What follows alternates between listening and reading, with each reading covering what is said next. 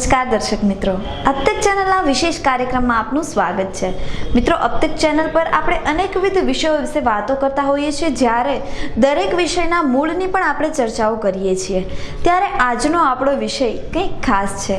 જી હા દોસ્તો, મિત્રો તમે એક વસ્તુ નોટ કરી છે?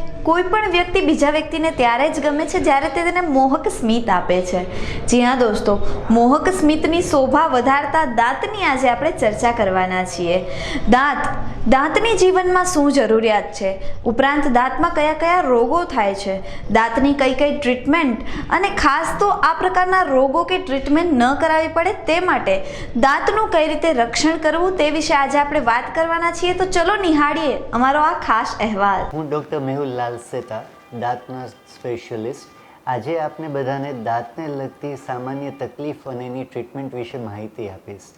અત્યારે મારું હોસ્પિટલ ડૉક્ટર લાલસેતા શ્રદ્ધા હોસ્પિટલ, ગિરિરાજ હોસ્પિટલની બાજુમાં 150 ફીટ રિંગ રોડ પર આવેલું છે। આપણે માનીએ તો દાંત જે છે, આપણે બે જાતના દાંત હોય, એક હોય છે દુધિયા દાંત અને બીજા જે આવે છે તે કાયમી દાંત। દુધિયા દાંત સામાન્ય રીતના બાળકોમાં 6 મહિનાની ઉંમરથી આવવાના શરૂ થતા હોય તો 3 વર્ષની ઉંમર સુધી આવતા હોય। આપણે ગણીએ તો 20 દુધિયા દાંત હોય છે। ક્યારેક વહેલા મોડા આવે તો એમાં બિલકુલ ચિંતા જેવું નથી હોતું। કાયમી દાંત જે છે તે 6 વર્ષની ઉંમર આસપાસ આવવાના શરૂ થતા હોય તો 18થી 20 વર્ષની ઉંમર સુધી આવતા હોય છે। દુધિયા દાંત માટે સૌથી પહેલી માન્યતા એ હોય છે કે દુધિયા દાંત કોઈ કામમાં નથી આવતા, અને ઘણી વખતે પેરેન્ટ્સ એમ માને કે એ તો દાંત પડી જશે તો આપણે કંઈ ચિંતા જેવું નથી। આપણે એ જ સૌથી મોટી ભૂલ છે। દુધિયા દાંત છે એને સાચવવા ખૂબ જ જરૂરી હોય છે। બાળકોમાં ખાસ કરીને ટેવ જોવા મળે છે કે ગળી વસ્તુ, ચોકલેટ, કેક, બિસ્કિટ, ગોળ એ બધું આપવાનું પેરેન્ટ્સ વધારે આપે છે। જ્યારે અમે પેરેન્ટ્સને પૂછીએ તો એમ કે બાળક માનતું નથી, પણ પહેલાં તો આપણે એ માનવાની જરૂર છે કે દુધિયા દાંતને જો સાચવવા માંગતા હોય તો ગળી વસ્તુ બને એટલી ઓછી આપવી। ક્યારેક બાળક ખાવાની જીદ કરે તો એ પછી તરત સરખી રીતના બ્રશ કરાવવાની ટેવ રાખીએ। જો દુધિયા દાંતની આપણે કાળજી ન રાખીએ તો ધીરે ધીરે ખરાબ થશે, કાયમી દાંતને પણ નુકસાન થઈ શકે અને કાયમી દાંત વાંકાચૂકા હોવાની પણ શક્યતા રહે છે। કાયમી દાંત વિશે આપણે માનીએ તો જેમ મેં કીધું 6 વર્ષથી ઉંમરથી આવતા શરૂ થતા હોય। ક્યારેક એવું થાય છે પહેલી દાઢ આવતી હોય તો આપણને એ જ ખ્યાલ નથી આવતો કે દુધિયા દાંત છે કે કાયમી દાંત છે। એટલે આપણા માટે બધા જ દાંત સાચવવા ફરજિયાત છે। સાવ સામાન્ય વસ્તુ આપને સમજાવું તો દાંત આવી રીતના હોય છે। આટલો જે ભાગ છે દાંતનો તે બહાર દેખાય છે। આ જે છે તે મૂળિયાનો ભાગ છે જે આપણે પેઢાની અંદર આવેલો હોય અને જે આપણને દેખાતો નથી। દાંતમાં 3 પડ આવેલો હોય, આને આપણે ઇનેમલ, વચ્ચેના પડને ડેન્ટિન અને અંદરનો જે ભાગ છે એને પલ્પ કહેતા હોય, જેમાં જીવિત નસનો ભાગ આવેલો હોય। જો આપણે દાંતની કાળજી ન રાખીએ, ખોરાક ત્યાં સતત ભરાવાનું શરૂ થાય તો અહીંયાથી સડો થવાનું શરૂ થાય। આપણે જોઈએ તો આવી રીતના કહી શકાય કે સડવાની શરૂઆત ઉપરના પડથી થાય, ત્યારે કાળજી એ રાખવામાં ના આવે તો સડો ધીરે ધીરે વધે, મૂળિયા સુધી પહોંચે, અંદર ઇન્ફેક્શન થાય અને ત્યારે દુખાવો થવાની શક્યતા રહે। દાંતમાં જ્યારે સડવાની શરૂઆત થતી હોય ત્યારે સામાન્ય તકલીફમાં ખાલી કાળા ડાઘ પડી જવા, ક્યારેક ઠંડુ ગરમ લેવામાં દાંત કવવા, બે દાંત વચ્ચે જગ્યા થઈ જવી, ખાલી એટલી તકલીફ હોય। અને ઘણી વખતે આપણે એ વસ્તુને ઇગ્નોર કરીએ કે ના આમાં કંઈ દુખતું નથી તો કંઈ કરવું નથી। ઘણી વખતે લોકોને એવી પણ ટેવ પડી જાય કે એક બાજુ દુખે છે તો આપણે એ બાજુ ચાવવું જ નથી, બીજી બાજુ ચાવીએ છીએ ને ચાલે છે, પણ એ પાછી આપણે સૌથી મોટી ભૂલ કહી શકાય। જ્યારે આપણે એ વસ્તુને ઇગ્નોર કરવાનું ચાલુ કરીએ ત્યારે એ વસ્તુ અંદરથી વધતી જાય છે। પેઢામાં અને મૂળિયામાં જ્યારે ઇન્ફેક્શન થતું જાય ત્યારે જ આપણે અસહ્ય દુખાવો થાય। એવી સ્થિતિમાં આપણે સારવાર ઘણી વખત લાંબી અને ખર્ચાળ થતી હોય। દાંતની ટ્રીટમેન્ટ માટે પાછું એ માનવામાં આવે કે દાંતની ટ્રીટમેન્ટમાં દુખાવો બહુ થાય અને દાંતની ટ્રીટમેન્ટ ખર્ચાળ બહુ હોય। તો પહેલી વસ્તુ દુખાવાનું માનીએ તો જો નોર્મલ કેર આપણે રાખતા હોય તો એકાઈ દાંતની ટ્રીટમેન્ટ એટલી પીડાદાયક નથી। સામાન્ય રીતના જેટલી ટ્રીટમેન્ટ થતી હોય ખોટું કરીને કરવામાં આવે એટલે સારવાર દરમિયાન આમ પણ દર્દીને એવો દુખાવો થતો નથી। ખર્ચની વાત કરીએ તો જેમ મેં સમજાવ્યું કે સડો જો શરૂ થાય છે, આટલા ભાગમાં જ સડો છે ને દૂર કરી દીધો તો એક જ દિવસ ઓછા ખર્ચમાં થઈ જાય, પણ એ ધ્યાન ન પાડવું, અંદર સુધી ગયો તો સારવાર લાંબી પણ થઈ અને સામાન્ય થોડો ખર્ચ વધી જાય છે। ત્યારે દર્દી પાછો એવું વિચાર કે તો એના કરતાં દાંત કાઢી નાખવું સારું। પહેલાં હંમેશા એવું માનવામાં આવતું કે દાંતની તકલીફ થાય એટલે દાંત કાઢી નાખવાના, બધા દાંત નીકળી જાય તો ચોખ્ઠું કરવાનું. એ સાવ ખોટી માન્યતા છે. બધા જ દાંત ચાવવામાં ઉપયોગમાં આવેલા છે, બધાનો પોતાનો રોલ હોય છે. આપણે બને ત્યાં સુધી કોઈ પણ દાંત કઢાવવા જોઈએ નહીં. સડો જ્યારે અંદર સુધી જતો હોય ત્યારે પણ રૂટ કેનાલ ટ્રીટમેન્ટ કરીને અવાજ દાંત બચાવી લેવામાં આવતા હોય અને વર્ષો સુધી કુદરતી દાંતની જેમ જ ચાવવામાં કામ આપે છે. એટલે ક્યારેય પણ દાંતની સામાન્ય તકલીફ પણ થાય ત્યારે કઢાવવાનો આપણે બિલકુલ આગ્રહ રાખવો જોઈએ નહીં. બીજી જે તકલીફ મેં જણાવી કે પેઢાની તકલીફ થવી, પેઢા ફૂલી જવા, પેઢામાંથી લોહી નીકળવું, પેઢા વચ્ચે જગ્યા થવી, મોઢામાંથી દુર્ગંધ આવી, તો એ બધી જે તકલીફ આપણે કહીએ તો એ પાયોરિયાની સામાન્ય અસર કહી શકાય. બ્રશ કરવા માટે અગત્યની વસ્તુ માનીએ તો સૌથી પહેલું બને ત્યાં સુધી સોફ્ટ બ્રશનો ઉપયોગ કરવો. બીજી વસ્તુ, દર 3 મહિને ફરજિયાત બ્રશ બદલવાની ટેવ રાખીએ. ઘણી વખત આપણે એવું હોય કે બ્રશ જ્યાં સુધી આપણને ઘસાયેલું ન દેખાય આપણે એને એ બ્રશ વાપરતા હોય તો એ બ્રશ હાર્ડ થઈ જાય અને એના હિસાબે દાંતમાં ઘસારો જોવા મળે. ત્રીજી વસ્તુ, સવારે ઉઠીને અને રાતના સૂતા પહેલાં બ્રશ કરવું ફરજિયાત છે. બને તો બપોરે જમ્યા પછી પણ જો બ્રશ કરવાની ટેવ રાખશું તો છારી અને સડો થવાની શક્યતા એટલી જ ઓછી રહેશે. બ્રશ કઈ રીતના કરવું જોઈએ એ હું ખાલી આપને જણાવું તો આપણે બધાને એવી ટેવ હોય કે બ્રશ ગમે તેમ લીધું અને આડું ઘસવાનું ચાલુ કરી દીધું, તો એ પાછી ખોટી ટેવ છે. જો બ્રશ જોરથી કરવામાં આવે, આડું ઘસવામાં આવે તો એનાથી દાંતને નુકસાન વધે છે. કાળજીમાં એ ધ્યાન રાખવું કે બ્રશ ઊભું રાખવું, જ્યારે બ્રશ કરતા ત્યારે ઉપરમાં દાંતમાં ઉપરથી નીચે, નીચેના દાંતમાં નીચેથી ઉપર, આવી રીતના બ્રશ કરીએ. પાછળમાં પણ એ રીતના ઉપરથી નીચે, નીચેમાં નીચેથી ઉપર. અંદરની બાજુ સાફ કરવી એટલી જ જરૂરી છે. એના માટે આપણે નીચેના દાંત માટે બ્રશ ઊભું રાખી આવી રીતના સાફ કરી શકાય અને ઉપરના દાંતમાં આવી રીતના આપણે આ ભાગ સાફ કરી શકાય. વધારે પ્રેશરથી બ્રશ કરવાથી દાંતને નુકસાન થાય છે, એટલે કારણ વગર બ્રશથી દાંત ઘસવાની જરૂર નથી. આપણે દાંત સાફ કરવાના છે, દાંત ઘસવાના નથી હોતા. આટલી જો કાળજી રાખવામાં આવે તો આપણે મોટાભાગે દાંતની તકલીફથી બચી શકાય છે. સર, આપનું નામ? મારું નામ ડૉક્ટર આશીષ મકવાણા છે.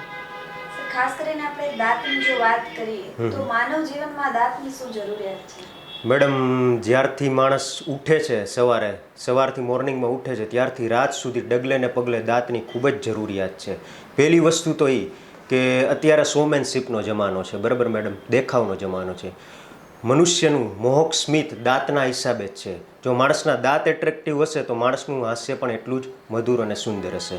બીજી વસ્તુ એ કે કોઈ પણ વસ્તુ આપણે ખાવા માટે કે કોઈ પણ વસ્તુ પચાવવા માટે દાંતની ખાસ અને ખૂબ જ જરૂરી છે.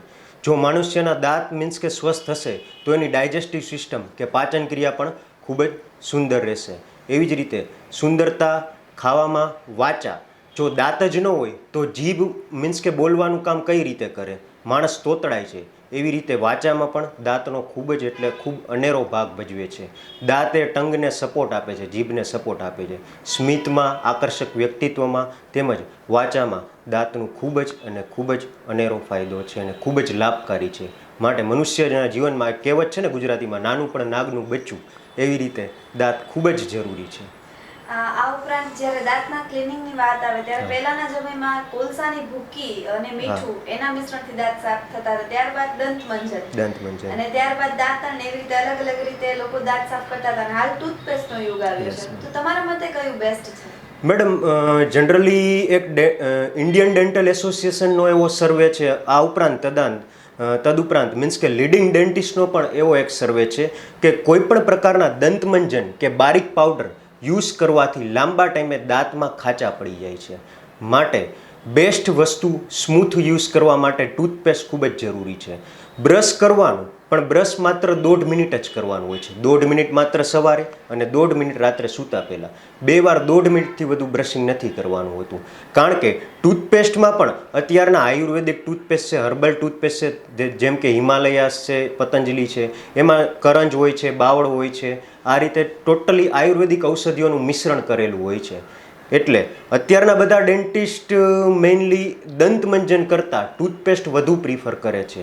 બીજી વસ્તુ એ ટૂથપેસ્ટ મેડમ તમે કોઈ પણ વાપરો, ઇટ ડઝન્ટ મેટર, પણ બારીક પાવડરનું અમારા ઇન્ડિયન ડેન્ટલ એસોસિએશન અને ડેન્ટિસ્ટ એસોસિએશન બધા પેશન્ટ્સને ના પાડે છે કે બારીક પાવડર કે દંતમંજનથી દાંતમાં લાંબા ગાળે ઘસારો થાય છે, જેને લીધે દાંતમાં કળતરનો પ્રોબ્લેમ અવારનવાર થાય છે. ખાસ કરીને જ્યારે દાંતની વાત કરીએ તો કેવા પ્રકારનું બ્રશ વાપરવું જોઈએ અને બ્રશિંગની તમે જે કીધી એક અલગ સ્ટાઇલ, તો એ કઈ હોવી જોઈએ? હા, દાંતની મીન્સ કે બ્રશની હું વાત કરું તો જનરલી માર્કેટમાં તો ઘણા બધા ટૂથ બ્રશ અવેલેબલ હોય છે. એકદમ હાર્ડ બ્રિસ્ટલવાળા હોય છે, એકદમ અલ્ટ્રા સોફ્ટ બ્રિસ્ટલવાળા હોય છે, ઘણા બધા લોટ્સ ઓફ મીન્સ કે ટૂથબ્રશ હોય છે. મારી દ્રષ્ટિએ ટૂથબ્રશમાં અલ્ટ્રા સોફ્ટ કે દાંતના જે આગળના પીછા છે એકદમ માઇક્રોસોફ્ટ હોવા જોઈએ. તેથી શું થાય કે દાંતનું ઉપરનું પડ કહેવાય, જેને ઇનેમલ કહેવાય, દાંતનું ઉપરનું પડ ઇનેમલ કહેવાય, જે આપણને ઠંડી અને ગરમ વસ્તુ સામે રક્ષણ આપે છે. જો તમારા બ્રશના પીછા, જેને કે બ્રિસ્ટલ્સ કહેવાય, એ એકદમ સોફ્ટ હશે તો દાંતનું ઉપરનું ઇનેમલ હંમેશા ઘસાશે નહીં અને એ મીન્સ કે પ્રિવેન્ટિવ કે પ્રિઝર્વેટિવ તરીકે કામ કરશે. એટલે મીન્સ કે કોઈ પણ દર્દી કે કોઈ પણ પેશન્ટને પણ મારી નમ્ર વિનંતી છે કે જ્યારે તે બ્રશની ખરીદી કરવા જાય તો કેમિસ્ટ કે મેડિકલ સ્ટોરવાળા ભાઈને એક જ કહેવાનું કે મને માઇક્રોસોફ્ટ કે અલ્ટ્રા સોફ્ટ બ્રિસ્ટલ્સવાળું ટૂથબ્રશ આપે. બીજી વસ્તુ એ બ્રશિંગ ટેકનિક. આપણે જનરલી શું હોય છે કે નાનપણથી જ આપણે બ્રશિંગ ટેકનિક, સવારે આપણે ટાઈમ ન હોય એટલે મીન્સ કે બ્રશમાં ટૂથપેસ્ટ આખું લઈ અને આવી રીતે દાંતને કપડાં ધોતા એવી રીતે ઘસી નાખીએ છીએ. હાલમાં કયા વધારે રોગ થતા હોય? Yes madam. હવે એક વસ્તુ તમારી જાનવી મેડમ વાત ખૂબ જ સરસ છે. અમારે ત્યાં દિવસના મીન્સ કે અઠવાડિયામાં 4-5 એવા કેસ હોય જ છે કે જે મીન્સ કે કેન્સરને લગતા કેસ 4-5 અવારનવાર હોય જ છે અઠવાડિયામાં, વીકમાં. બીજી વસ્તુ એ કે સૌરાષ્ટ્ર, ગુજરાત, ઉત્તર ગુજરાતમાં સિગરેટનું ચલણ ને તે વધુ છે. આપણા સૌરાષ્ટ્રમાં સિગરેટ, પાન, બીડી, તમાકુ, મસાલાથી માંડીને બધી પ્રકારના વ્યસનો જોવા મળે છે. વ્યસનની વાત કરું તો વ્યસનની વાતમાં અલગ અલગ પ્રકારના, પહેલો રોગ એ થાય છે ઓરલ સબમ્યુકસ ફાઇબ્રોસિસ, જેમાં દર્દીનું મોઢું સતત 4 કે 5 આંગળી સુધી ખુલતું હોય તો અચાનક મોઢું એકદમ સાંકડું થઈને 1 કે 2 આંગળી થઈ જાય છે. આને પ્રી કેન્સરસ કન્ડિશન કહેવાય છે. સૌરાષ્ટ્રના તમામ 80% લોકો અત્યારે જે ફાકી ખાતા હોય છે એ આનાથી પીડાય છે. સતત દિવસની 15 કે 20 ફાકી જે લોકો મીન્સ કે ખાતા હોય અને ફાકીને ખાવા કરતાં સતત ગલોફામાં ભરાવી રાખે છે, એને આ પ્રકારની બીમારી થાય છે. આ પ્રકારની બીમારીમાં કેવું હોય છે કે દાંતના અને પેઢાના સ્નાયુ સતત જકડાઈ જાય છે તમાકુના હિસાબે. એને પરિણામે દર્દીનું જે 5 આંગળ જેટલું મોઢું ખુલતું હોય એ હંમેશા 2 કે 3 આંગળ જેટલું ખુલવા માંડે છે. શરૂઆતમાં 1.5 કે 2 મહિનામાં, બાદમાં ધીરે ધીરે પ્રોગ્રેસ થતાં 1 જ આંગળ જેટલું મોઢું ખુલવા માંડે છે.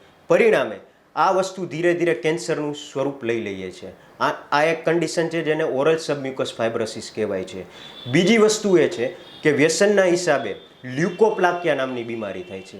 લ્યુકોપ્લાકિયા નામની બીમારી એટલે કે વ્હાઇટ પેચ, સફેદ ન દેખાતું ચાંદુ પડી જાય છે મોઢામાં, કે જે ક્યારેય રૂજ ન આવે. એને આપણે ટૂંકમાં મીન્સ કે સ્ક્રબ કરી તો પણ એ જતું નથી. સફેદ ન દેખાતું ચાંદુ પડે છે. એ ચાંદામાં કેવું થાય છે કે કોઈ પણ દર્દી તીખી તળેલી વસ્તુ થાય છે એટલે પેશન્ટને મીન્સ કે આમ સતત બળતરાનો અનુભવ થાય છે.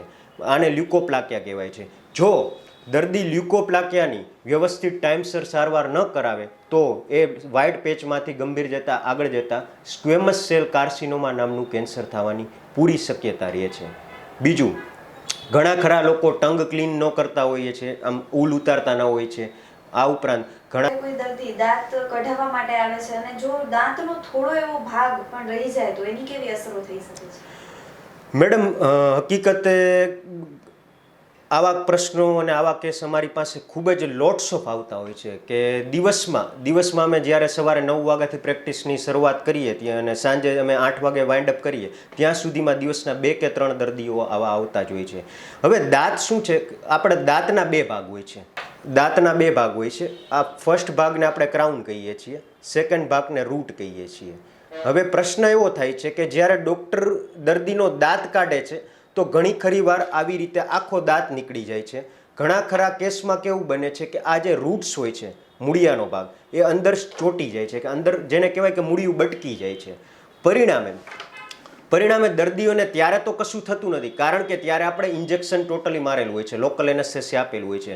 પરંતુ 2 કે 3 દિવસ દરમિયાન દુખાવાની ફરિયાદ લઈને દર્દી આવે છે કે મને સતત ઝીણો ઝીણો સોય જેવો દુખાવો થાય છે, આ ઉપરાંત ગાલ કે મોઢું સોજી ગયેલું હોય એવું લાગે છે. માટે હકીકતમાં દર્દીનો આખો દાંત જો વ્યવસ્થિત નીકળી ગયો હોય તો આ પ્રશ્ન આવતો નથી. બીજી વસ્તુ ઘણા ખરા કેસમાં 0.05% કેસમાં એવું બને કે દાંત કાઢતી વખતે જ્યારે મૂળિયું રહી ગયું હોય, કટકો રહી ગયો હોય, તો એ કટકો જ્યારે દર્દીને ખૂંચે તો ઘણા ખરા રેર કેસમાં એવું બને કે આગળ જતાં 2 કે 3 વર્ષમાં કેન્સર કે થવાની શક્યતા પૂરી રહે છે. I'm nutritionist Anjali Gureja Trivedi and I'm practicing with Raj Super Speciality Hospital. So हमारा टॉपिक है कि दांतों को कैसे अच्छा रखें एंड क्या खाएं कि हमारे दांत बहुत ही अच्छे रहें. सो फर्स्ट थिंग जो मैं चाहती हूँ कि सब लोग इंक्लूड करें इज़ फ्लोराइड कंपोनेंट्स.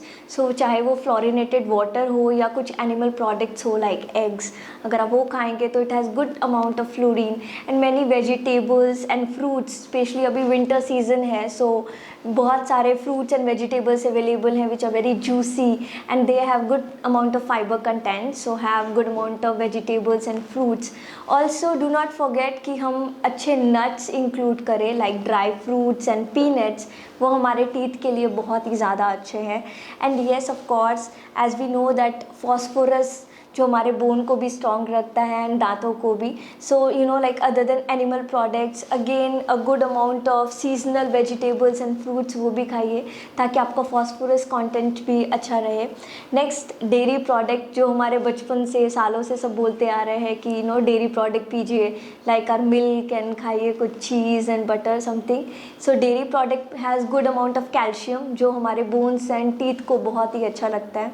एंड बहुत सारे डायबिटिक लोग है जो हमेशा बोलते हैं कि हमें स्वीट टूथ है, हमें बहुत ज़्यादा स्वीट खाने का मन करता है. सो ऐसे लोगों के लिए जिनको रात के खाने के बाद बहुत स्वीट्स खाने का मन करता है तो व्हाट आई प्रेफर इज़ कि ब्रश कर लीजिए तो वो स्वीट क्रेविंग थोड़ी कम हो जाएगी. एंड आप जब भी स्वीट खाना चाहते हैं so include sweets in between your meal. मतलब कि आप खाने के बीच में स्वीट खा लीजिए रैदर देन लास्ट में स्वीट खाइए. सो ये छोटे छोटे टिप्स है जो बहुत ही हेल्प करते हैं हमारे दांतों को स्ट्रॉन्ग रखने के लिए. अदर देन दिस बहुत ज़रूरी है कि हम ठंडा और गर्म एक साथ इंक्लूड ना करें बिकॉज ऐसा करने से जो सेंसिटिविटी है दांतों की वो बहुत ज़्यादा बढ़ जाती है. Next is sticky food. जैसे हम बहुत ज़्यादा शुगर वाली हमारी च्युइंगम हो गई या बहुत ज़्यादा वो शुगरी एक कैंडीज़ आती है जो बहुत स्टिक हो जाती है टीथ पे एंड फिर हम वो ब्रश भी करते हैं कई बार तो भी वो स्टिक अंदर दांतों में रह जाती है जो हमें नहीं दिखती बहुत बार. सो ये जो चीज़ें हैं हमारे दांतों को बहुत टाइम तक क्योंकि दांतों में वो चिपकी रहती है तो दांतों को कॉरोड करती है. सो आई फील बहुत ही ज़्यादा sticky items we should not be eating.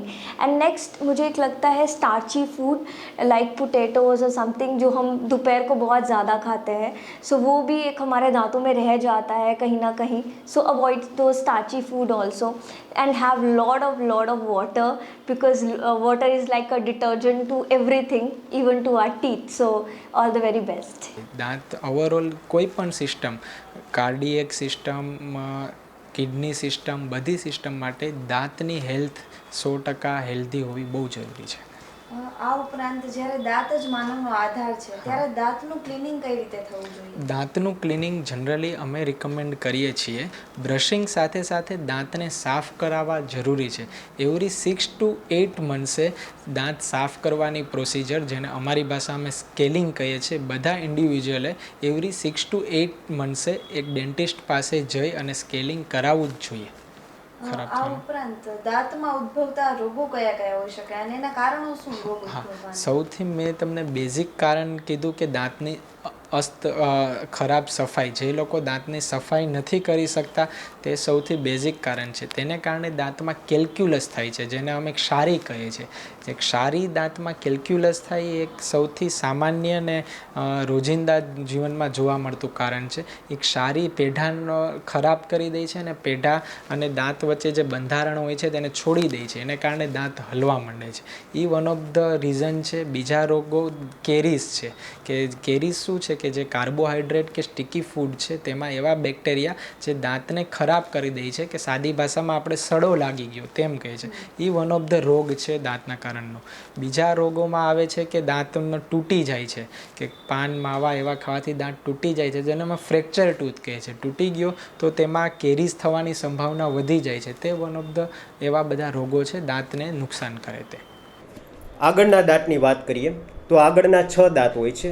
ઉપરના આવી રીતે ઉપરના ચોકઠામાં વાત કરીએ તો પહેલો દાંત હોય છે એને સેન્ટ્રલ ઇન્સાઇઝર કહેવાય છે. બીજો દાંત હોય છે એને પણ સેન્ટ્રલ ઇન્સાઇઝર કહીએ છીએ. એના પછીનો દાંત જે હોય છે એને આપણે લેટરલ ઇન્સાઇઝર કહીએ છીએ. ફર્સ્ટ દાંતની વાત કરીએ તો આ બંને સેન્ટ્રલ ઇન્સાઇઝર હોય છે દાંતમાં. ત્યાર પછીના દાંતની વાત કરીએ તો આને ઇન્સાઇઝર કહેવાય, એને લેટરલ ઇન્સાઇઝર કહેવાય છે. એ પછીનો દાંત હોય છે એને રાક્ષસી દાંત કહેવાય છે, કેનાઇન કહેવાય છે. આવી રીતે આગળના 6 દાંત કોઈ પણ ખોરાક આપણે કાપવો હોય, મીન્સ કે કોઈ પણ ખોરાકને આપણે કટ કરવો હોય એના માટે આગળના 6 દાંતનો ઉપયોગ આપણે ખાસ કરીએ છીએ. ત્યાર પછીના 2 દાંત ભગવાને આપણને આપેલા હોય છે જેને પ્રીમોલર કહેવાય છે. First premolar, second premolar. First premolar, second premolar. આ ત્યાર પછીના વચ્ચેના 2 એક્સ્ટ્રા નાના દાંત હોય છે એને પ્રીમોલર કહેવાય છે. આ નીચલા જડબામાં જોશું તો આપણને આ જણાશે આ બંને પ્રીમોલર છે. First premolar, second premolar. એવી રીતે નીચેમાં પણ એ રીતે આગળના દાંત આવેલા હોય છે. બંને ઇન્સાઇઝર હોય છે. આ બંનેને સેન્ટ્રલ ઇન્સાઇઝર કહેવાય છે. ત્યાર પછીના નાના દાંતને લેટરલ ઇન્સાઇઝર કહીએ છીએ.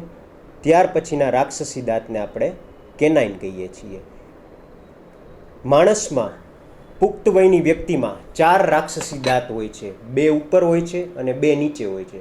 રાક્ષસી દાંતનું કામ ખોરાકને કાપવાનું હોય છે. ત્યાર પછીની વાત કરીએ તો દાઢ માટે ફર્સ્ટ મોલર અને second molar. First molar, second molar. First molar અને સેકન્ડ મોલર આ બંને દાઢ હોય છે. ઉપલા જડબાની દાઢ છે. First molar, second molar. નીચલા જડબાની વાત કરીએ ફર્સ્ટ મોલર, સેકન્ડ મોલર. આ પણ ફર્સ્ટ મોલર, સેકન્ડ મોલર. એવી રીતે ટોટલ આપણે 8 દાંત હોય છે.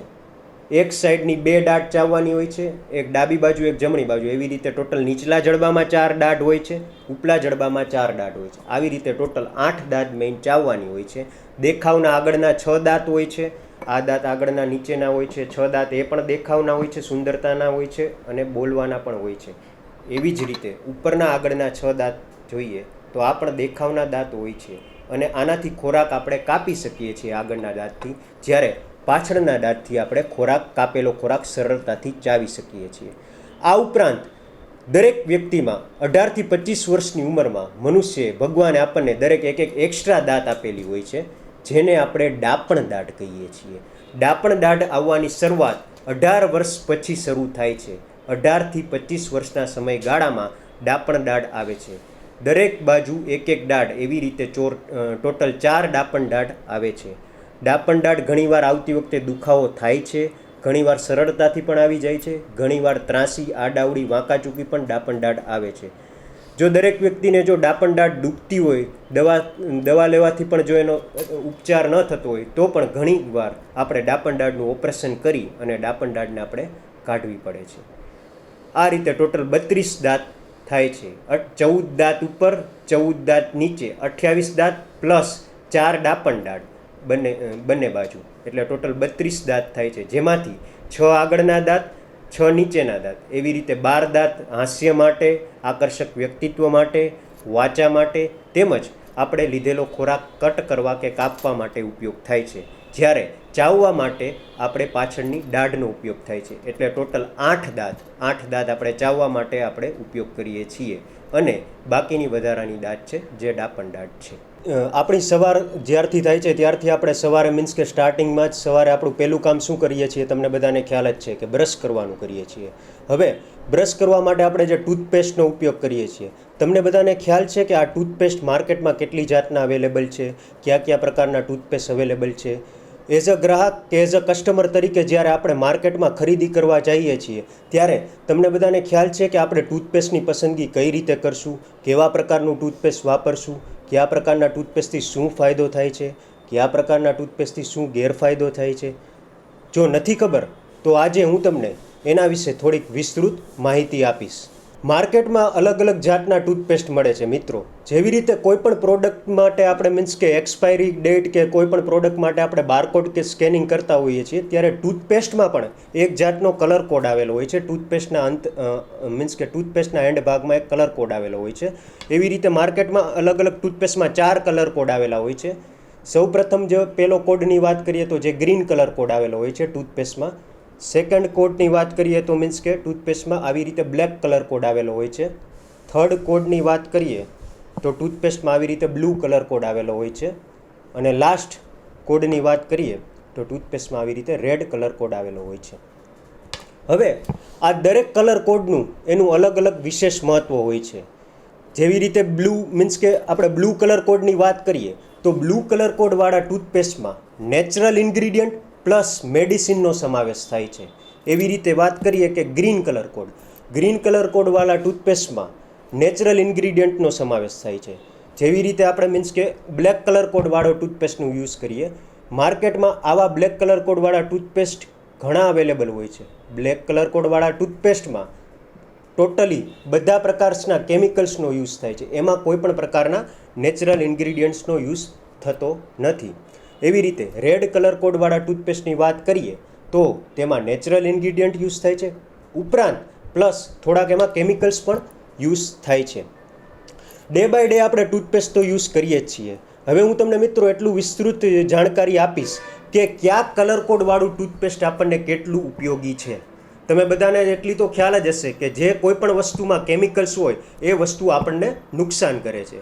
એવી રીતે જેવી રીતે ટૂથપેસ્ટમાં જો વધુ માત્રામાં કેમિકલ્સનો યુઝ કરવામાં આવેલો હોય એ ટૂથપેસ્ટ આપણને ખૂબ જ નુકસાન કરે છે.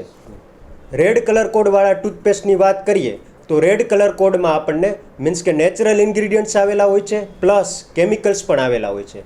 નેચરલ ઇન્ગ્રીડિયન્ટ્સ એટલે ક્યાં? નેચરલ ઇન્ગ્રીડિયન્ટ્સ એટલે કે કોકોનટ ઓઇલ, નાળિયેરનું તેલ, એવી રીતે પ્લસ ક્લોવ ઓઇલ મીન્સ કે લવિંગનું તેલ. સૌપ્રથમ આપણે વાત કરીએ મિત્રો કે ગ્રીન ટૂથપેસ્ટની. ગ્રીન કલર કોડ ધરાવતા ટૂથપેસ્ટની શું વિશેષતા છે? ગ્રીન કલર કોડ ધરાવતું ટૂથપેસ્ટ એકદમ નેચરલ ઇન્ગ્રીડિયન્ટ ધરાવે છે. હવે તમને બધાને એમ થશે કે આ નેચરલ ઇન્ગ્રીડિયન્ટ શું છે? નેચરલ ઇન્ગ્રીડિયન્ટ એટલે કે આપણને કુદરતમાંથી મળતા તત્વો. કુદરતમાંથી મળતા તત્વો એટલે જેવા કે કોકોનટ ઓઇલ, પછી જેવી રીતે ક્લોવ ઓઇલ, લવિંગનું તેલ, પછી ઝાયલિટોલ, આ બધી વસ્તુનું નેચરલ ઇન્ગ્રીડિયન્ટનું મિશ્રણ કરી અને આ ટૂથપેસ્ટ બનાવવામાં આવે છે. આ ઉપરાંત તમે નેચરલ ઇન્ગ્રીડિયન્ટની વાત કરો તો મીન્સ કે કોઈ પણ હર્બલ ટૂથપેસ્ટ આવે છે નેચરલ ઇન્ગ્રીડિયન્ટમાં, એમાં મીન્સ કે મિશ્રણમાં આપણે બાવળ હોય છે, પછી મીન્સ કે લીમડાનું દાંતણ હોય છે, લીમડો હોય છે, પછી આંબળા હોય છે, કરંજ હોય છે, આ બધાનો મીન્સ કે ભૂકો કે મિશ્રણ કરી અને ટૂથપેસ્ટમાં ઇન્ગ્રીડિયન્ટ તરીકે એડ કરવામાં આવે છે. એને નેચરલ ઇન્ગ્રીડિયન્ટનું ટૂથપેસ્ટ કહેવાય છે. સૌથી ફાયદાકારક દાંત માટે અને સ્વાસ્થ્ય માટે આ ટૂથપેસ્ટ સૌથી ફાયદાકારક છે, કારણ કે આ ટૂથપેસ્ટમાં કોઈ પણ પ્રકારના કેમિકલ્સ યુઝ થતા નથી. બરાબર. સેકન્ડ થિંગ આવે છે કે આપણે બ્લુ કલરનું સેકન્ડ કલર કોડ આવે છે બ્લુ કલર કોડ. હવે બ્લુ કલર કોડ શેના માટે હોય છે કે બ્લુ કલર કોડમાં 2 મિશ્રણ હોય છે. પહેલું હોય છે એક તો natural ingredients plus second thing એમાં એડ કરવામાં આવે છે મેડિસિન્સ. મેડિસિન્સ એટલે કેવા પ્રકારની મેડિસિન્સ? તો કે સ્ટેનસ ફ્લોરાઇડ કરીને એક ઇન્ગ્રીડિયન્ટ આવે છે જે ટૂથપેસ્ટમાં એડ કરવામાં આવે છે. તમને એમ થશે કે આ સ્ટેનસ ફ્લોરાઇડ શું છે? સ્ટેનસ ફ્લોરાઇડ મિત્રો 1.1% ટૂથપેસ્ટમાં નેચરલ ઇન્ગ્રીડિયન્ટ સાથે એડ કરવામાં આવે છે, જેનાથી શું થાય છે કે દાંતને કેવિટીસ અને બેક્ટેરિયા સામે પ્રોટેક્શન મળે છે, કે દાંતમાં સડો પડતો નથી. એટલે સેકન્ડ થિંગ, નેચરલ પછીનું બેસ્ટ ટૂથપેસ્ટ બ્લુ કલર કોડવાળું હોય છે. એમાં નેચરલ ઇન્ગ્રીડિયન્ટ્સ તો હોય જ છે પ્લસ મેડિસિન પણ હોય છે. તેના પછી ત્રીજા નંબરનું ટૂથપેસ્ટ આવે છે રેડ કલર કોડનું. રેડ કલર કોડ ધરાવતું ટૂથપેસ્ટમાં શું ઇન્ગ્રીડિયન્ટ હોય છે? એક તો નેચરલ ઇન્ગ્રીડિયન્ટ્સ હોય છે પ્લસ એમાં આવે છે કેમિકલ્સ. બરાબર. એ રીતે કેમિકલ્સમાં ક્યાં હોય છે? તો કે કેમિકલ્સમાં એન્ટી પ્લાક એજન્ટ હોય છે, પછી એન્ટીબેક્ટેરિયલ એજન્ટ હોય છે. એન્ટીબેક્ટેરિયલ એજન્ટ પછી ત્રીજા ક્રમે આવે છે ડિસેન્સિટાઇઝિંગ એજન્ટ. ડિસેન્સિટાઇઝિંગ એજન્ટ એટલે શું? કે જે દાંતમાં થતી શિયાળામાં કે મીન્સ કે પેશન્ટને કમ્પ્લેન હોય છે કે મને દાંતમાં ખૂબ જ કળતર થાય છે, દાંતમાં જે થતી કળતર સામે રક્ષણ આપે છે એને ડિસેન્સિટાઇઝિંગ એજન્ટ કહેવામાં આવે છે. જે એમાં પોટેશિયમ નાઇટ્રેટ અને સ્ટ્રોન્શિયમ ક્લોરાઇડ આ બંને ડિસેન્સિટાઇઝિંગ એજન્ટ તરીકે આપણે યુઝ કરવામાં આવે છે. થર્ડ વસ્તુ આવે છે ઝાયલિટોલ. ઝાયલિટોલ બધા ટૂથપેસ્ટમાં, બધી ટાઈપના ટૂથપેસ્ટમાં આવે છે. ઝાયલિટોલ આપણે શેનું યુઝ થાય છે? ઝાયલિટોલ મેઇન આપણે સ્વીટનર તરીકે યુઝ થાય છે. ટૂથપેસ્ટનો ટેસ્ટ બેટર કરવા માટે આપણે ઝાયલિટોલનો આપણે ઉપયોગ કરીએ છીએ. ચોથું કેમિકલ્સ તરીકે ઉપયોગ કરીએ છીએ આપણે ફ્લોરાઇડ. ફ્લોરાઇડનો ઉપયોગ આપણે એઝ અ કેમિકલ તરીકે ટૂથપેસ્ટમાં યુઝ એના માટે કરીએ છીએ કારણ કે જેનાથી દાંતમાં સડો થતો નથી, દાંતમાં સડો વધવાની શક્યતા ઘટાડી દે છે. પાંચમું આવે છે બેકિંગ સોડા. બેકિંગ સોડા પણ ટૂથપેસ્ટમાં સારી રીતે યુઝ થાય છે. બેક્ટેરિયલ એજન્ટ, એન્ટીબેક્ટેરિયલ એજન્ટ એ યુઝ કરે છે કે ટૂથની સપાટી ઉપર ખોરાકના બેક્ટેરિયાને ચોંટવા નથી દેતા. ખોરાકમાં જે ચોટેલો હોય છે ટૂથની સપાટી ઉપર, એ બેક્ટેરિયાને ચોંટવા નથી દેતા. એનું મેઇન કામ એન્ટીબેક્ટેરિયલ એજન્ટ કરે છે. એટલે આ પ્રકારના કેમિકલ્સ યુઝ થાય છે. મિત્રો નહીં માનો પણ લાંબા ગાળે આ પ્રકારના કેમિકલ્સ યુઝ કરવાથી દાંતને નુકસાન પણ એટલો જ થાય છે. પરંતુ સૌથી હેલ્થ માટે થોડું ખરાબ કહી શકીએ એવું ટૂથપેસ્ટ તો એ છે બ્લેક કલર કોટ ધરાવતું ટૂથપેસ્ટ. મિત્રો આમાં કોઈ પણ પ્રકારના નેચરલ ઇન્ગ્રીડિયન્ટ યુઝ થતા નથી. આમાં બધા પ્રકારના મેં તમને કીધું એ પ્રમાણેના કેમિકલ્સ યુઝ થાય છે. લાંબા ગાળે દાંતમાં સ્ટેનિંગ થઈ જાય છે કેમિકલ્સથી અને લાંબા ગાળે દાંતમાં ઘસારો થાય છે. આ ઉપરાંત એ અમુક પ્રકારના કેમિકલ્સ છે કે વધુ પડતા પોટેશિયમના ઉપયોગથી દાંતમાં એક પ્રકારની સેન્સિટિવિટી કાયમી થઈ જાય છે.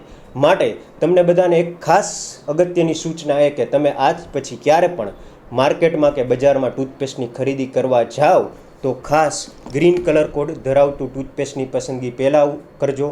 કારણ કે ગ્રીન કલર કોડ ધરાવતા ટૂથપેસ્ટમાં બધા પ્રકારના નેચરલ ઇન્ગ્રીડિયન્ટ આવેલા હોય છે. પરંતુ જો કોઈ ડેન્ટિસ્ટ તમને સેન્સિટિવિટી કે કળતર માટે કોઈ ટૂથપેસ્ટ સજેસ્ટ કરે તો તમે અલગ અલગ રીતે બ્લુ કલર કોડ ધરાવતું અથવા તો રેડ કલર કોડ ધરાવતું ટૂથપેસ્ટ તમે યુઝ કરી શકો છો. જનરલી બને ત્યાં સુધી બ્લેક કલર કોડ ધરાવતું ટૂથપેસ્ટને અવોઇડ કરવું સારું. કારણ કે મેં તમને અગાઉ કીધેલું એવી રીતે કે આમાં બધા પ્રકારના મીન્સ કે કેમિકલ્સ યુઝ થયેલા હોય છે. નેચરલ ઇન્ગ્રીડિયન્ટ્સ જનરલી યુઝ થતા હોતા નથી. માટે ખાસ તમને નમ્ર વિનંતી છે મિત્રો, તમારા સ્વસ્થ દાંત માટે કે ગ્રીન કલર કોડ કે બ્લુ કલર કોડ ધરાવતું કે પછી રેડ કલર કોડ ધરાવતું ટૂથપેસ્ટ તમે ડૉક્ટરની સલાહ મુજબ યુઝ કરી શકો છો.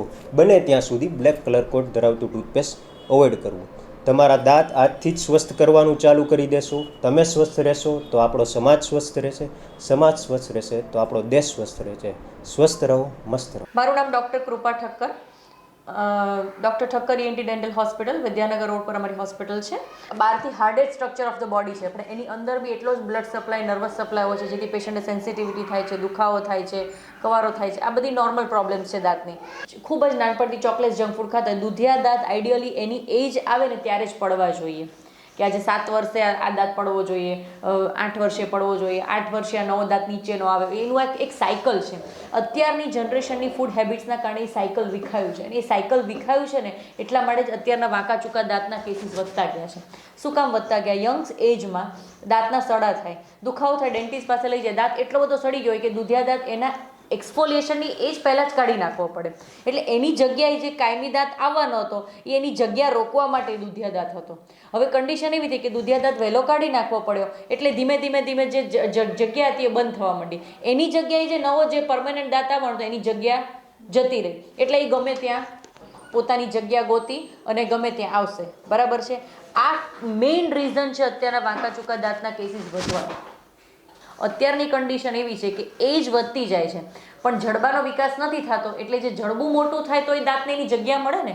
નવા દાંત જે આવે છે એ આપણું 7 વર્ષની 8 વર્ષની એ જે દાંત આપણને ઘણી વખત દાંત બહુ મોટા આવ્યા પણ દાંત એકચ્યુઅલી આખો જે સ્ટ્રક્ચરનો ફોર્મ થઈ જાય ને પછી જ બહાર આવે. એ આપણો 22 વર્ષે આપણું કેવો ફેસ આવવાનો છે ને એ પ્રમાણેના દાંત ધીમે ધીમે મોટો નથી થતો, મોટો જ આખો બહાર આવે છે ને આપણું ફેસ મોટો થાય છે. બરાબર છે? એટલે એકચ્યુઅલી દાંતના ઇરપ્શન એ પછી આપણો ફેસ મોટો થવો જરૂરી છે પણ પ્રોપર જે આપણને મળતું નથી, મેસ્ટિકેટરી ફોર્સ જ નથી આવતો તો જડબાનો વિકાસ થાય. અત્યારની જનરેશનને મેસ્ટિકેટરી ફોર્સ આપવો પડે એવો ખોરાક જ નથી. એવો ખોરાક કરે એ જ કહું છું. એપલ છે, ગાજર છે, હાર્ડ ફૂડ એમ કે શેરડી પહેલાં આપણે છોકરાઓ એમને ફોલીને ખાતા, હવે આપણે તૈયાર મળે એમને ખાઈએ. વી ડોન્ટ એને તકલીફ જ નથી આપતા. પીઝા, બર્ગર, સોફ્ટ ડાયટ બધું, મેંદો એટલો, આ બધી વસ્તુ ઇફેક્ટ કરે છે. કેલ્શિયમ મળતું ફૂડ ઓછું છે. આજના છોકરાઓ કેટલું ઓછું કેલ્શિયમ લે છે. અને બીજું વાંકા ચૂકા દાંતમાં તમને એક વસ્તુ એ પણ સમજાવી દઉં કે ડાપણની દાઢનો અત્યારે પ્રશ્ન ઘણો બધો મોટો, અમારે ખૂબ પેશન્ટ આવતા હોય કે પહેલાંના જમાનામાં આપણે દાંપણ દાઢ કઢાવી પડે એવા કેસીસ બહુ ઓછા થતા હતા. અત્યારે 17 વર્ષે 18 વર્ષે દાંપણ દાઢ ઉગતી હોય, અંદર જડબામાં જગ્યા જ ન હોય, એટલે કાન દુખે, માથું દુખે, ENT સર્જન પાસે પેશન્ટ ફરે, પણ ખબર જ ના પડે કે તકલીફ અહીંયા છે. એટલું જડબું એકચ્યુઅલી દાંપણ દાઢ બી સમાવી શકે એટલું આપણું જડબું પહેલાંના તમે માણસો જોશો 32 દાંત મોઢામાં હોય, અત્યારના 28 નથી સમાતા. શું કામ નથી સમાતા? કારણ કે જડબું જ નાનું થઈ ગયું, એટલે બધાને દાંપણ દાઢ કાઢવી પડે છે. એને માટે ઉગવાની જગ્યા જ નથી હોતી, અને પ્રેશર કરીને ઉગે છે એટલે બીજા દાંત ઉપર પ્રેશર આપે છે એના કારણે. અને મેઇન આ એક આ રીઝન છે કે યંગ એજમાં ડેસિડ્યુઅસ એક્સ્ટ્રેક્શન થઈ જાય છે, એટલે જે ક્રાઉડિંગ જે બધું ક્રિએટ થાય છે એના લીધે થાય છે. પછી જે નવા દાંત આવે છે એ જ્યાં જગ્યા મળે ત્યાં ગમે ત્યાં ઉગે છે, એટલે પછી એક દાંતની પોઝિશન ફરી એટલે પાછળનો આવવાની જે પોઝિશન બીજા દાંતે લીધી તો એની બી પોઝિશન બદલાવાની, એટલે એ બધા દાંત અંદર એકબીજાને કોક ત્રાસો ઉગે, કોક સીધો ઉગે, કોક અંદર ઉગે, એની પોતાની જગ્યા સિવાયની. ઘણાના મેળામાં તો અમે એવા બી કેસીસ જોયેલા છે કે ઓવર રિટેન ડેસિડ્યુઅસ હોય, ઘણીવાર વહેલો પડી ગયો ને એ પણ જવાબદાર હતું વાંકા ચૂકા દાંતના તકલીફ માટે, પણ રહી ગયો ને એ પણ નુકસાનકારક છે. ઘણા પેશન્ટના મોઢામાં 22 વર્ષે 23 વર્ષે બેબી ટૂથ મોઢામાં પ્રેઝન્ટ હોય. શું કામ હોય? કે નવો જે પરમેનન્ટ દાંત આવે ને પોતે ઉગીને પ્રેશર આપે દૂધિયા દાંત ઉપર, એટલે પ્રેશર આપે એટલે એનું મૂળિયું ધીમે રિઝોલ્વ થઈ અને એની હાથે પડીને નીકળી જાય. જ્યારે તકલીફ શું થાય કે જે નવોવાળો દાંત અહીંયા દૂધિયા દાંત અહીંયા પડ્યો છે, નવોવાળો દાંત અહીંયાથી ઉગે, તો આ દાંતને પ્રેશર જ ના મળ્યું, આ દાંત એમનો એમ ત્યાં રહી ગયો, એટલે આ દાંત અહીંયા રહી ગયો, એટલે આ દાંતને એકચ્યુઅલી એની જગ્યાએ ઉગવાનું હતું, તો આ દાંત એક્સફોલિએટ ન થયો તો આ દાંત અંદર ઉગ્યો, એટલે ઓવર રિટેન રહી જાય છે ને એ પણ નુકસાનકારક છે. એટલે ઘણા પેશન્ટમાં તો અમે એમ કહીએ કે 8 વર્ષ પછી તમારે રેગ્યુલર ડેન્ટલ ચેકઅપ કરો. આવા ઓવર રિટેન ડેસિડ્યુઅસ હોય ને એના અંદરનો દાંત ઉગવાનો જો કસ્પ દેખાવાની શરૂઆત થઈ જાય ને તેને કાઢી નાખવાનો, તો એની જગ્યાએ પેલો દાંત, કારણ કે ત્યારે એને પ્રેશર મળતું હોય નીચેથી ઉગવાનું, તો એની જગ્યાએ લઈ લે, અને તો ભવિષ્યમાં ક્રાઉડિંગ ઓછું થાય. એક રીઝન છે. ખાસ તો વાંકા ચૂકા દાંત જે ઉગે છે એને સીધા કરવા માટેની ટ્રીટમેન્ટ કઈ અપાય છે? એટલે ટાઈમલી એની ટ્રીટમેન્ટ થવી જરૂરી છે. જનરલી 12 થી 13 વર્ષ પછી બધા જ કાયમી દાંત આવી ગયા પછી એની સારવાર શક્ય બનતી હોય છે. એના ફોટોગ્રાફ્સ ને બધું જે જરૂરી હોય બધા રિપોર્ટ્સ કરાવ્યા બાદ એની સારવાર શરૂ થતી હોય છે, અને એ 1 થી 1.5-2 વર્ષનો સમયગાળો લાગતો હોય છે. અને ટ્રીટમેન્ટ પૂરી થયા પછી રિટેન્શન માટે બી એટલો સમય આપવો પડે, નહીંતર એ જ પાછું રિલેપ્સ બી થઈ જાય. તમે ટ્રીટમેન્ટ કમ્પ્લીટ થાય 1.5 વર્ષે બધા બ્રેસીસ નીકળે, બ્રેસીસ આપવા પડે. અત્યારે તો બ્રેસીસમાં બી ઘણી બધી વેરાયટીઝ આવે છે. પહેલાં આપણા કન્સેપ્ટ એવો હતો કે મેટલના બ્રેસીસ જ દેખાતા, હવે કન્ડિશન એવી છે કે અત્યારે લોકોને દેખાય નહીં એવા બ્રેસીસનો બહુ ટ્રેન્ડ છે કે ટ્રીટમેન્ટ ચાલુ છે પણ કોઈને ખબર ન પડવી જોઈએ, તો સિરામિક બ્રેસીસ આવે છે. અત્યારે યંગસ્ટર્સમાં કલરફુલ બ્રેસીસનો બી બહુ ટ્રેન્ડ છે, રેડ કલરના, બ્લુ કલરના, પિંક કલરના braces they were for the fashion also એમ. એટલે સાથે ટ્રીટમેન્ટ પણ ચાલુ હોય, અને ચાઇલ્ડને સાયકોલોજીકલ એવું ન થાય કે હું આઈ એમ અંડર ગોઈંગ ટ્રીટમેન્ટ, એને બી એક ફેશનના પાર્ટ તરીકે બી અત્યારે ડેવલપ થઈ રહ્યું છે. અને એ ટ્રીટમેન્ટ કમ્પ્લીટ થયા પછી એ લોકોએ રિટેન્શન પ્લેટ્સ પહેરવી પડતી હોય છે, અને એ રિટેન્શન આપે અમુક ફોલોઅપ ચેકઅપ્સ બી હોય, અને એ રિટેન્શન પ્લેટ્સને એ લોકોએ ટાઈમિંગ પ્રમાણે પહેરવી પડે, અને ત્યારબાદ એની ટ્રીટમેન્ટ પૂરી થતી હોય છે. આ ઉપરાંત ઇમ્પ્લાન્ટ સર્જરી શું છે? હા, ઇમ્પ્લાન્ટ એક અત્યારનું ડેન્ટિસ્ટ્રીનું એક નવું જ અપડેટેડ ડેન્ટિસ્ટ્રી કહી શકાય. કે પહેલાં જનરલી ડેન્ટિસ્ટ્રીમાં રૂટ કેનાલ, એક્સ્ટ્રેક્શન, કેરીઝ ને paediatric, it was a normal general dentistry. Implant dentistry, it's a very, implantology is a subject for the dentistry. It's a very vast subject. અને generally પહેલાંના દાંતમાં દાંત દુખે એટલે પહેલાં એવો કન્સેપ્ટ હતો કે પડાવી જ નાખતા. એ પછીમાં ટ્રેન્ડ એવો આવ્યો કે ના, રૂટ કેનાલ કરો, ક્રાઉન આપો, દાંત બચાવો. હવે કદાચ કન્ડિશન એવી છે કે દાંત બચી શકે એમ જ નથી, તો એને કઢાવી નાખો. તો હવે એ ત્યાં દાંત કાઢ્યા પછી ત્યાં ફિટિંગનું શું, ત્યાં નવો દાંત મિસિંગ દાંતને રિપ્લેસ કરવા માટેનો એક ઓપ્શન છે કે ચલો તમારે પહેલાં જમાને એવું હતું, પહેલાં બ્રિજ આપતા હતા ફિક્સ માટે, તો આજુબાજુનો દાંત ઘસીને ટૂંકો કરીને આપી દે, એની બાજુમાં આજુબાજુના દાંત બી કોમ્પ્રોમાઇઝ થતા હતા. ઇમ્પ્લાન્ટમાં આપણે એડજસ્ટન્ટ ટૂથ અને ટચ જ નથી કરતા. જનરલી પેશન્ટના રેડિયોગ્રાફ અને એનો અમુક સિટી સ્કેન નહીં કરાવી અને એની જડબાના રિપોર્ટ્સ થાય, અને જડબામાં અંદર સ્ક્રૂ નાખવામાં આવે છે. એ સ્ક્રૂ બાયોકોમ્પેટેબલ મટીરિયલ હોય, અને એની સરાઉન્ડિંગ સરફેસ એવી હોય કે જે બોન હાડકાનું જનરેશન ઇન્ક્રીઝ કરે. એને ઇનિશિએટ કરે, એટલે એની આજુબાજુ નવું હાડકું બનીને એની પકડ જડબામાં લઈ લે, એટલે જાણે નવું મૂળિયું જ અંદર કેમ ક્રિએટ કર્યું હોય, અને એની ઉપર સ્ક્રૂથી નવો દાંત ફિટ કરવામાં આવે છે. એટલે ત્યારે એ નવો તમારો દાંત પાડી નાખ્યો આપણે એના જેવું જ ત્યાં બીજું ક્રિએટ કરવામાં આવે છે. અને ઘણા કેસીસમાં એવું છે કે પહેલાં સાદા ડેન્ચર પેશન્ટ પહેરતું હતું કે અને એ ચોકઠામાં એવું છે કે અમુક સમયગાળો થાય એટલે તમે સાંભળ્યું હોય કોઈ સગાવાલામાં કે ચોકઠા ઢીલા પડી જાય, પેઢા સુકાઈ ગયા છે, આવા વર્ડિંગ્સ ઘણા દાદા દાદીઓ બોલતા હોય કે હવે મને ચોકઠું ફાવતું નથી એમ. એવા કેસીસમાં શું થાય કે જડબામાં અમે ઇમ્પ્લાન્ટ નાખી અને એ ઇમ્પ્લાન્ટ ઉપર ચોકઠું ટકા બેસી જાય, મેલ ફિમેલ પાર્ટથી એકબીજામાં ફિટ થઈ જાય, અને પેશન્ટને જ્યારે ચોકઠું કાઢવું છે ત્યારે જે કાઢી શકે એ રીતનું બી ચોકઠું હવે પોસિબલ છે. અત્યારે ઘણા બધાના કેસમાં એવું છે કે ઉપલું ચોકઠું હજી પેશન્ટને ફાવતું હોય પણ નીચલા જડબામાં તો નવા તાત્કાલિક બનાવેલા ચોકઠા હોય, નીચલા ચોકઠામાં પેશન્ટ બહુ હેરાન થતા હોય છે. એ રીતે ઇમ્પ્લાન્ટ સપોર્ટેડ ડેન્ચર હોય એટલે પેશન્ટને કમ્ફર્ટમાં, ફૂડમાં, ચુઈંગમાં અને અપિયરન્સમાં ખૂબ કોન્ફિડન્સમાં ફેરફાર થઈ જાય છે. હવે તમે આપણે જેમ વાત કરી ચોકઠાની લઈએ તો ચોકઠું શું રાતના પહેરીને સૂઈ શકાય એ ટાઈપના ચોકઠા આવે? એટલે જનરલી એવું હોય કે આપણે કેમ ચશ્મા અને ચપ્પલે રાત્રે કાઢી નાખતા હોય, ઇટ્સ અ રિલેક્સ, આપણા પેઢાને રિલેક્સ મળે, મોઢામાં રિલેક્સ મળે. ફિક્સ ચોકઠા બી આવતા હોય છે, ઇમ્પ્લાન્ટ નાખી એની પર ફિક્સ દાંત બેસાડીને બી કોઈ મોઢામાં દાંત નથી તો પણ તમે ઇમ્પ્લાન્ટ નાખી, મલ્ટિપલ ઇમ્પ્લાન્ટ્સ નાખીને એની પર પાર્ટલી બ્રિજ નાખી તો એ ફિક્સ ચોકઠું છે, તો એ પેશન્ટને કાઢવું પડતું હોતું નથી. નાના બાળકોને જ્યારે આપણે બ્રશ કરવાનું કહીએ ત્યારે એમ કહેતા હોય છે કે સિંહ તો જંગલનો રાજા છે છતાંય બ્રશ નથી કરતો, તો આપણે શા માટે બ્રશ કરવું જોઈએ? એના વિશે તમે શું કહેશો બાળકોને? એમાં સિંહ જંગલનો રાજા છે પણ અત્યારે આપણા રાજા આપણે પોતે છીએ.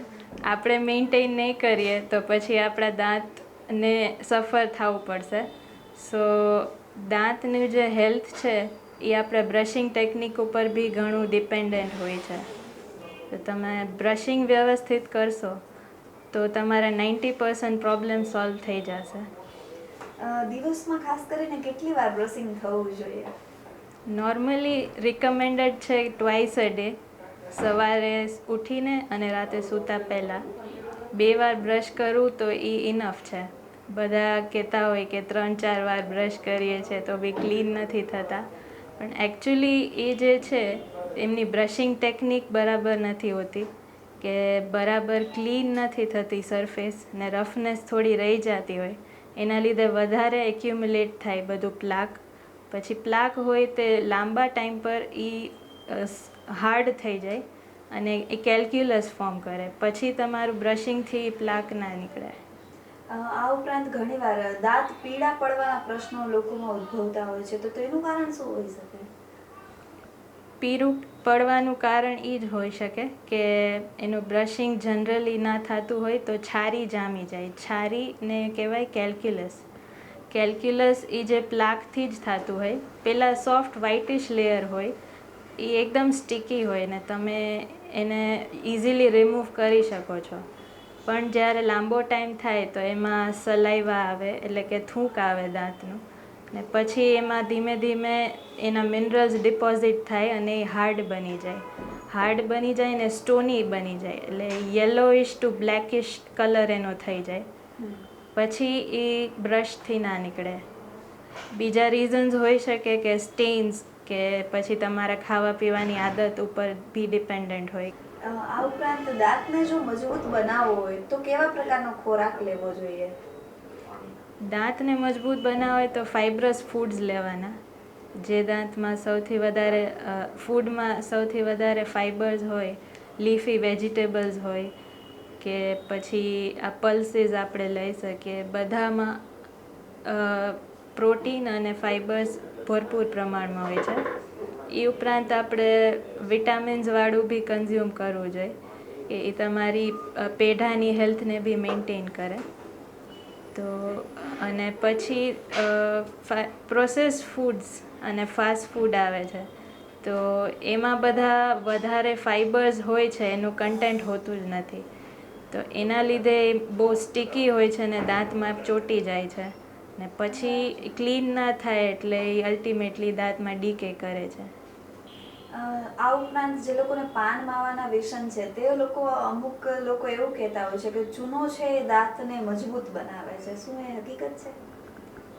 ચૂનો છે દાંતને મજબૂત નથી બનાવતો.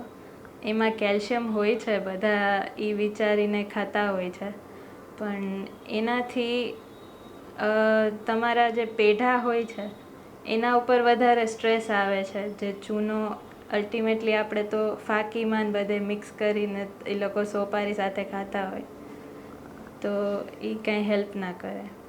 જી દોસ્તો, આપણે જાણ્યું કે શરીરનું અમૂલ્ય મોતી એવા દાંતનું જતન કઈ રીતે કરવું, સાથોસાથ દાંતમાં રૂટ કેનાલ જેવી ઘણી બધી ટ્રીટમેન્ટ્સ થાય છે. હાલ દાંતને લઈને લોકોમાં વધારે ને વધારે જાગૃતતા આવી છે. તો આ હતો અમારો આજનો આ ખાસ અહેવાલ. નવા વિષય સાથે આપણે ફરીથી મળતા રહીશું. ત્યાં સુધી મને રજા આપો અને જોતા રહો અબ તક.